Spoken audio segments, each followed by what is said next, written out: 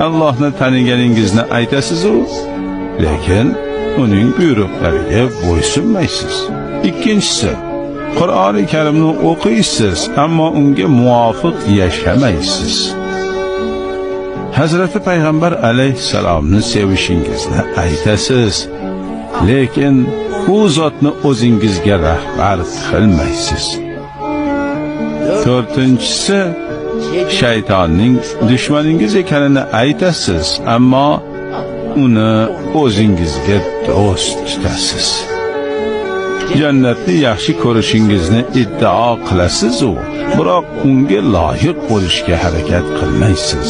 Do'zaxdan qo'rqishingizni aytasiz-da, lekin unga kirish uchun qattiq g'ayrat qilasiz. O'lim haq deysiz, ammo haq bo'lgan o'limga o'zingizni tayyorlamaysiz. Odamlarning ayblari bilan mashg'ulsiz, lekin o'z xatolaringizni ko'rmaysiz. Allohning ne'matlarini ko'plab qabul qilasiz, biroq shukrini ado etmaysiz. Nihoyat oxirgi 10-siga keldik.